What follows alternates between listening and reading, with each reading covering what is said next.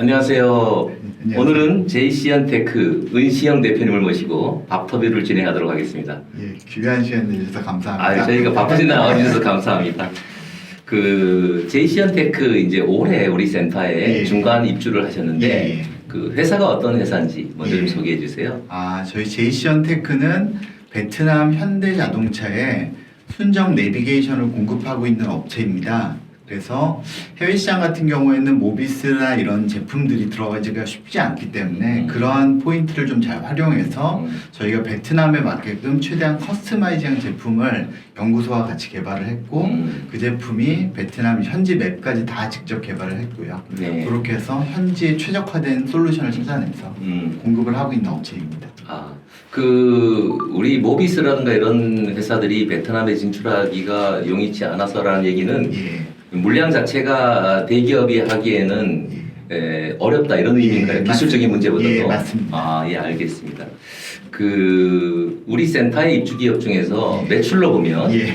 지금 1년에 한 40억 이상의 매출을 예. 올리고 있는 좀 매출이 큰 기업인데 예. 우리 대표님께서 JC현 시스템 에 다니시다가 예. 이 종류의 사업을 하시다가 예. 이제 나와서 JC현테크를 예. 설립한 걸로 아는데 예. JC현 시스템에서 이 일을 하셨었나요? 예전에 JC현 시스템 2006년부터 이런 전장 제품을 개발을 하고 그런 제품들을 국내 쪽에 포커스로 많이 판매를 했었고요. 기존에는 이제 태국 같은 국가, 태국, 호주, 말레이시아, 싱가폴 이 정도 국가들을 저희가 런칭을 좀 했었는데 이제 해외 시장 들어가기가 좀 어려운 부분들도 계속 있었고 이제 중국 제품이 워낙 단가가 싸기 때문에 거기를 공략하기가 어려워서 잠정적으로는 JC현 시스템은 국내 사업만 집중하는 걸로 결론이 났고 그래서 이 해외 프로젝트는 중단이 됐습니다. 그래서 그 시점에 저는 이제 해외 국가를 계속 한 10여 년간 진행을 했었기 때문에 아직 기회가 있다고 보고 아직까지 튼튼 시장을 좀 노리기 위해서 독립해서 나와서 이렇게 회사를 운영하게 되었습니다. JC현테크를 다니는 직원이었는데 예. 회사에서 이 사업을 이제 중단하게 되는 상황이 돼서 예. 이게 너무 아까워서 예. 내가 나가서 들고 나가서 해야겠다 예. 이렇게 생각하신 거예요. 예, 맞습니다. 그러면 들고 나오는 것까지는 좋은데 이걸 가지고 베트남으로 가신 것 같은데 예. 베트남에 가셨을 때 이야기 좀 해주세요. 처음 되게 힘들었을 것 같은데. 예. 처음에는 이제 베트남이 아시다시피 저희보다 훨씬 후진 국가고 저희 한국의 단가나 이런 가격을 맞추기에는 쉽지 않은 나라였었고요. 그리고 그들의 요구사항도 많았고 AVN이라는 전장 제품을 한 번도 써보지 않은 국가였기 때문에 그걸 설득하기가 쉽지가 않았습니다. 그래서 이제 베트남 현대자동차를 처음 찾아갔을 때는 그냥 이런 게 있구나라고만 이제 듣고 이제 돌아가라. 그렇게 했지만 저희는 계속 끝까지 찾아가서 이 제품이 왜 있어야 되는지 설명을 하고 IT 강국의 제품을 프로포즈를 했고 그 제품들이 너네 세일즈 마케팅에 분명한 큰 역할을 해줄 거라 확신한다. 그래서 2년간을 저희가 설득을 해가지고 결국에는 최종적으로 납품 진행이 됐는데 국내에 많은 업체들도 이런 개발하는 업체들이 있었지만 저희가 최초 시도를 한 건 경차의 전차종 내비게이션을 다는 거였습니다. 경차에 현대자동차가 수출하는 베트남 자동차 경차에 다른 거예요. 그래서 모든 국민들이 이러한 선진화된 제품을 한번 써볼 수 있고 내비게이션이 얼마나 좋은지를 써봐야 된다. 그리고 차에서 라디오만 듣던 사람들이었는데 기껏 해봐야 이제 MP3가 베트남어가 지원이 되냐 안 되냐 그거 갖고 맨날 악유가 됐던 시장이었는데 저희는 획기적으로 오디오 가격보다 조금 가격이 올린 쪽으로 해서 그 다음에 개발을 했고 처음부터 그걸 맞춰서 최저가 개발을 저희가 진행을 했습니다. 그래서 그게 저희가 경차에 전차종 장착할 수 있던 성공 사례였습니다. 참 재미있는데요. 지금 대표님이 생각했던 그런 의지와 열정을 가지고 JC현 시스템 내에서도 설명하면 사업을 포기하지 않을 수도 있었을 것 같은데 어떻게 해서 내부적에서는 그런 어필이 잘 안 됐었나요? 예전에는 JC현 시스템은 연구소와 공장을 직접 운영을 했기 때문에 고정 비용이 너무 높은 비즈니스입니다. 근데 여기 이제 제가 독립할 때는 저는 이제 개발하는 업체를 찾아가서 저희 요구사항을 개발을 시켰고 그다음에 품질 검수나 전체적인 플로우를 다 알고 있기 때문에 제품을 처음에 업체를 컨택하고 그다음에 개발 진행, 그다음에 납품, 그 이후에 사후 관리까지 그런 경험은 제이션 시스템에서 갖고 있었었고 다만 베트남이라는 시장은 아직까지 그런 제품이 들어가기에는 다들 시기상조라고 했지만 오히려 그게 전 기회라고 생각을 해서 들어갔습니다. 우리 그 은시영 대표님에 대한 궁금증이 생기는데요. 그 보면 이 기술 기반의 사람인 것 같은데 그 외국에 가서 그것도 베트남에 가서 현대자동차를 처음 찾아가서 자기를 소개하고 또 그걸 계속 지속적으로 해서 계약을 하기까지 이 굉장히 세일즈맨이 아니면 안 될 것 같은데 어떻게 해서 이런 그 소위 말하는 그 영업맨도 아니신 분이 이런 용기가 있었을 수 있을까요? 저는 원래 전공은 컴퓨터 전공 소프트웨어 엔지니어였었고요. 근데 경영 쪽을 관심이 있어서 미국의 와튼 쪽에 가서 그쪽에서 프로젝트를 좀 몇 개를 수행을 했었고 그때 이제 뭐 아시다시피 와튼 하면 세계 최고의 아이비리그 학교로서 수많은 그 경영하시는 분들이 오셔가지고 그분들과 많은 얘기를 나누면서 저는 챌린지가 많이 됐었습니다. 그래서 저는 뭐든 할 수 있다는 그런 자신감을 좀 갖고 있었었고요. 그래서 그걸로 좀 밀어붙였던 것 같습니다. 그런 거네요. 또 그런 경영수업을 미리 받으셨네요. 그러니까 더 궁금해져요. 우리 대표님의 개인적인 얘기인데 어린 시절의 꿈은 뭐였어요? 어린 시절은 사실 저는 수의사가 목표였습니다. 수의사?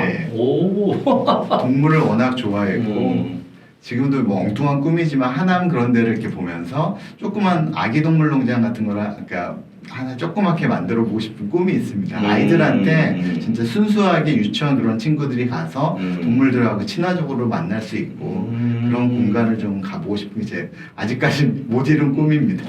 그 수의사를 지망했던 이 학생이 대학은 이제 컴퓨터공학을 전공하러 갔어요. 그럼 왜 그렇게 컴퓨터공학을 또 선택하게 됐어요? 그러니까 이게 저희 뭐 제가 92년도 학력고사 마지막 세대로 시험을 봤는데 그 당시만 해도 수의학과보다는 의대 아니면은 그 컴퓨터공학 이쪽이 훨씬 더 미래지향적이라고 다들 주변에서 얘기를 했었고 그러니까 수의사에 대한 지금은 이제 반려견 이런 반려동물에 대한 니즈가 많아졌지만 그 당시는 수의사 쪽을 한다는 거는 왜 그걸 해야 되냐라는 그런 좀 주변 분위기도 많아서 그래서 컴퓨터로 전공을 좀 진학을 하게 됐습니다. 그럼 집에서 지금도 반려견이라든가 반려묘를 키우고 계신가요? 동물을 저는 너무 좋아하는데 저희 집사람이 강아지를 너무 무서워해가지고 그럼 또 아파트 환경상 저희 잠깐 키워보고 바깥에 특별한 공간을 따로 만들어 놓고 집사람하고 합의를 보고 강아지를 이제 키우기로 했는데 너무 지저대니까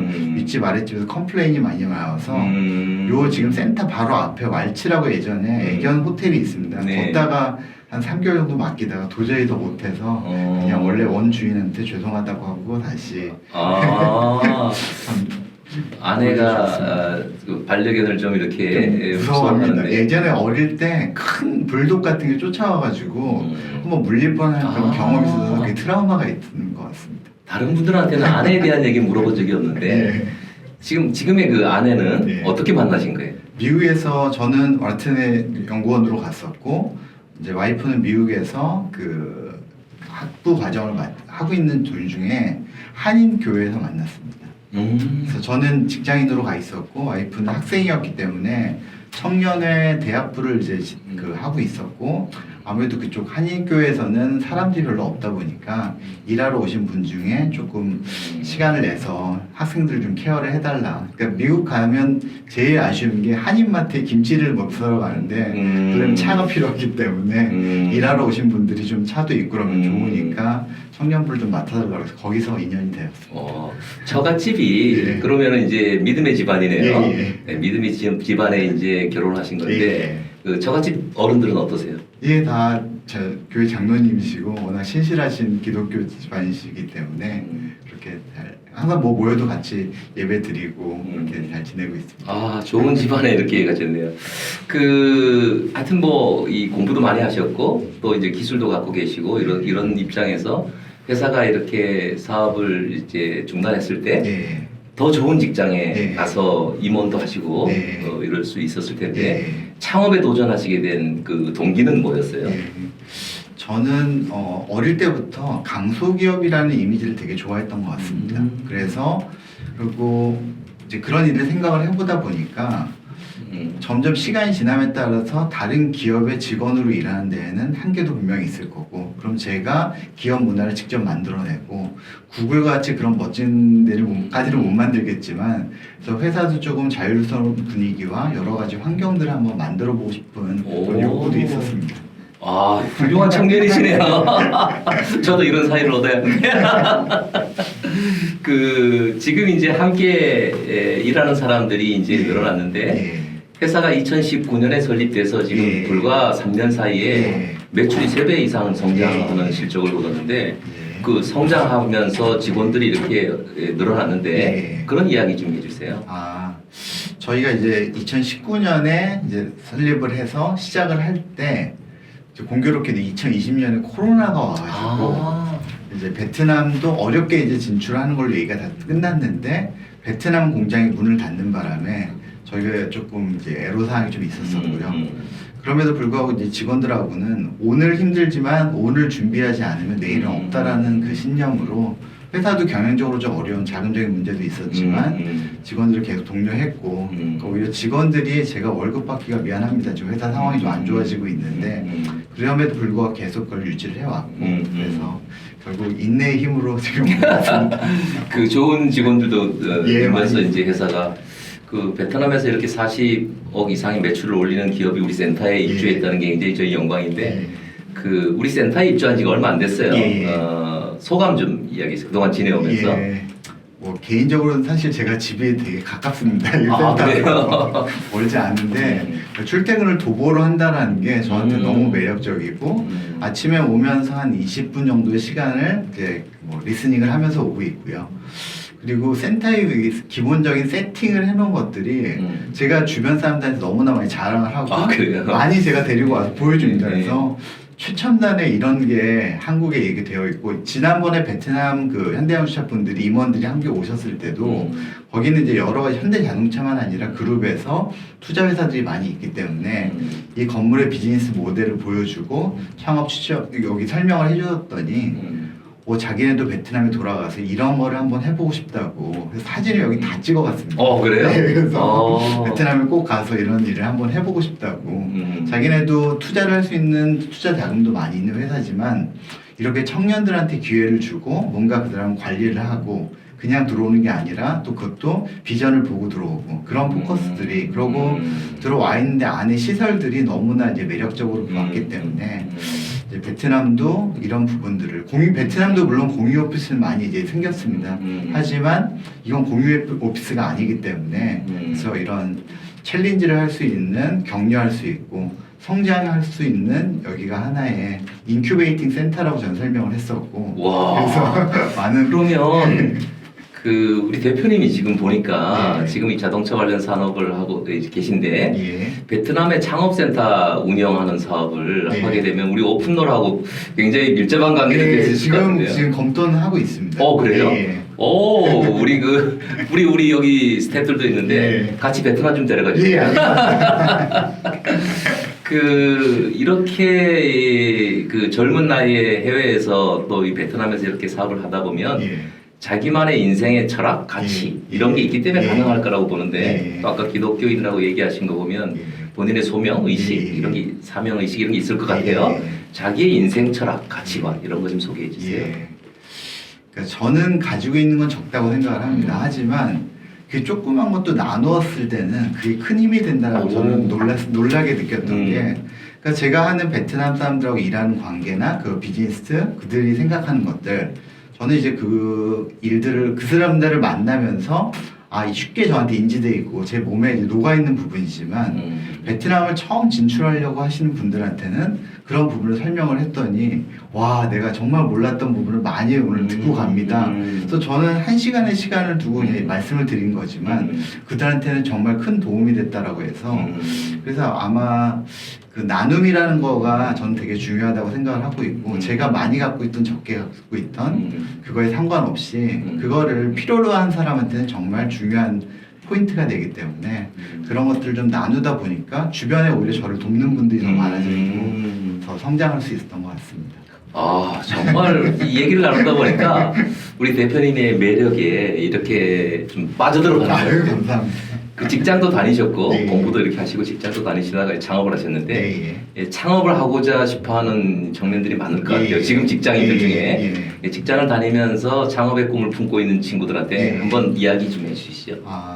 뭐 거창하게 제가 드리는 것보다는 저는 그런 목표도 한번 있었습니다. 여기 상업센터에서 뭐 반기에 한 번 아니면 분기에 한 번이라도 베트남 진출을 희망하는 업체가 있다라고 하면은 하나의 강의 같이, 그러니까 강의라기보다는 질문에 답변하는 게 90%인 그런 시간을 한번 토크 콘서트. 예, 그런 식으로 만들어서 궁금한 것들, 제가 그래도 베트남을 오랫동안 일을 하면서 그 친구들하고 겪었던 부분들, 그리고 코로나라는 그 힘든 시기에도 뚫고 나왔던 그런 상황들을 보면은, 그리고 또 베트남에 워낙 그 현지에 있는 이제 인맥들이나 그런 부분들도 쉐어링이 될 수가 있다고 저는 생각을 하니까, 그래서 사소한 거지만 그런 궁금한 것들을 제가 답변을 드리고 좀 뭐 조금이라도 제가 드릴 수 있다라고 하면은 뭐 그런 부분도 건의는 해보고 싶었습니다.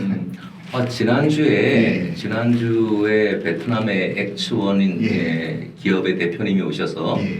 그곳에 이제 이커머스 협회를 만들고 한국 기업들 중에서 베트남에 진출하고 싶은 기업들에 대해서 우리하고 협력하고 싶다 이런 예. 이제 이야기를 나누고 아. 내년 3월에 그런 컨퍼런스를 열기로 했어요. 예.